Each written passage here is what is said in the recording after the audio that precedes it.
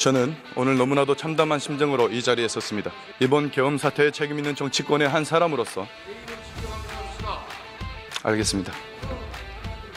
군사, 안보뿐만 아니라 공급망, 수출, 기술 패권에 이르기까지 거대한 글로벌 지각 변동이 일어나고 있습니다. 이러한 환경 가운데 대한민국의 경기는 침체에 빠져들고 산업 경쟁력은 추락하여 중국에 추월당하고 있습니다. 여기에 북한은 핵무장을 하고 러시아 파병으로 국가의 안보 위기는 최고조에 이르고 있습니다. 북한의 해커부도와 간첩들이 사회 곳곳에서 활개치고 있습니다. 이러한 비상 상황에 우리 정치는 도대체 뭘 하고 있습니까? 본연의 책무를 망각하고 분열과 반목, 개인과 정치적, 정파적 이익에만 매몰되어서 유혈이 낭자한 내부 싸움에만 매몰되어 있습니다. 반복하고 있습니다. 오죽하면 우리 경제는 인류, 정치는 사류라고 하겠습니까? 6개월 전까지만 해도 저는 평범한 회사원이었습니다. 이 안타까운 정치 현실을 고쳐보고자 정치에 도전했지만 지난 6개월간 제가 경험한 우리 정치는 사류라는 평가도 과합니다. 국가의 위기 상황에도 민주당은 22대 국회 6개월 내내 입법으로 방탄하고 탄핵으로 보복하고 특검으로 겁박하고 예산으로 목줄을 조이며 정부를 끝도 없이 흔들고 국정을 마비시키고 국헌을 유린했습니다. 어떻게 공당의 대표 한 사람을 방탄하기 위해서 나라를 이토록 쑥대밭으로 만들 수가 있습니까?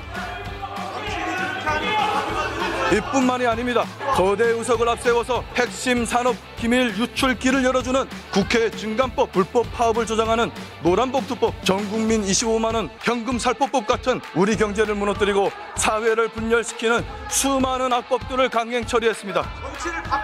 민주당은 지금 이 시각에도 무려 11개 범죄 혐의를 받고 있는 이재명 대표 한 사람만을 살리고자 폭주를 멈추지 않고 있습니다. 이 과정에서 심각한 국가 기밀들이, 군사 기밀들이 유출되고 언론 길들이기와 가짜뉴스 선동을 일삼고 있습니다. 차관님, 최근 비상계엄 관련해서 국방위 현안 질의 중에 전투 통제실 위치와 내부 구조, 의원님들, 수방사 비원 벙커 정보, 의원님들, 드론사의 드론 보유 수량, 수종까지 수많은 중대한 군사기밀 정보들이 생중계로 유출됐습니다. 거기다 정보사 요원 5명의 실명까지 거론됐죠. 차관님, 이런 정보들이 유출되면 어떤 일이 일어납니까? 답변 과정에서 중요한 군사 정보들이 유출되는 것은 저희들이 여러 가지 안보상에서 심대한 위협이 된다고 생각합니다. 신원이 노출된 요원들 같은 경우에는 작전에서 더 이상 작전을 수행하지 못할 수도 있지 않겠습니까? 예, 그럴 수 있을 것으로 판단이 됩니다. 전투통제실 정보 같은 경우에는 북한군 미사일 부대라든가 특작부대의 비상시 우리군 지휘부의 위치와 침투 경로를 알려주는 그런 효과가 있지 않겠습니까? 게다가 민주당은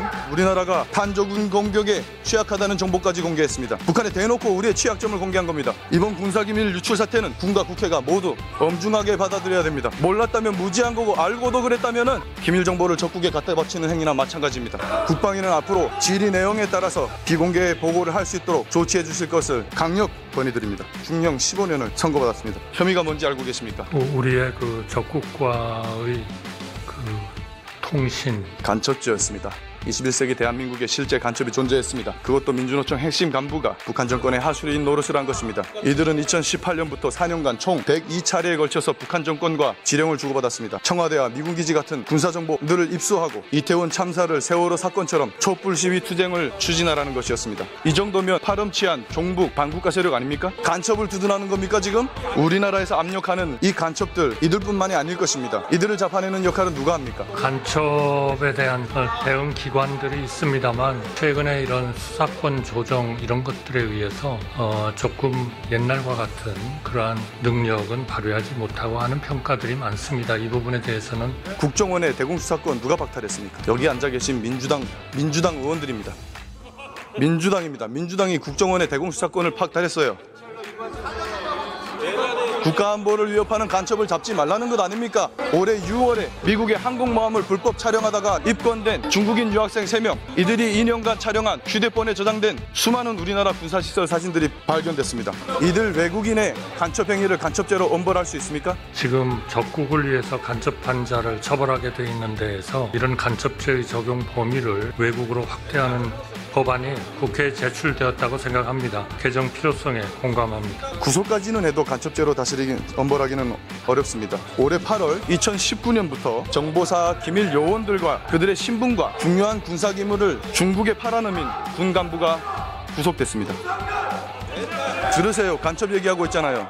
북한이 아닌 중국 같은 외국에 우리 군사기밀 정보들을 유출한 사람들을 간첩죄로 엄벌할 수 있습니까? 지금은 법률적 이비가 있는 것 같습니다. 따라서 간첩죄 적용 범위를 외국으로 확대하는 법안이 국회에 제출이 돼 있으니까 네, 그래서 이 간첩죄 조항을 개정하려 했던 겁니다. 이것도 누가 맡고 있습니까? 민주당입니다. 민주당은 내란을 막았습니다. 빨리 통과시키기 바랍니다. 총리님, 그리고 최근 감사원장이 탄핵당했습니다. 도대체 무슨 잘못을 했길래 탄핵당해야 됐습니까? 그거는 탄핵 사유에 적혀 있습니다만 저희는 탄핵이라는 거는 정말 중한 그러한 범죄가 있을 때 일종의 파면에 대한 해당하는 사법적 절차에 가까운 그런 절차라고 생각합니다. 정말 중한 범죄가 아니면 탄핵 소추의 발동은 좀 신중해야 하도록 그렇게 검토해 주시기 바랍니다.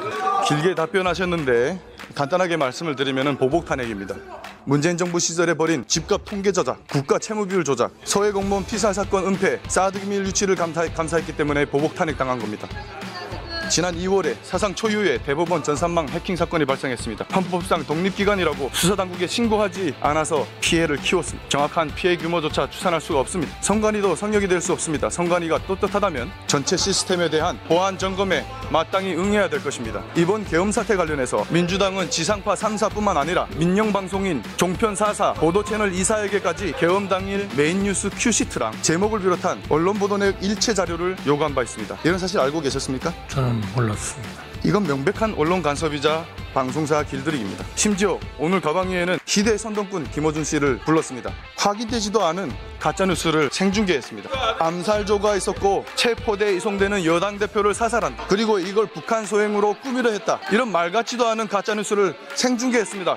이곳 국회에서 이를 제지하지 않고 국무위원 자석까지 내준 가방위는 국회의 품격을 심각하게 훼손했습니다. 내란의 힘, 북한이 가짜뉴스라는 것이 문제가 무엇입니까? 밝히십시오.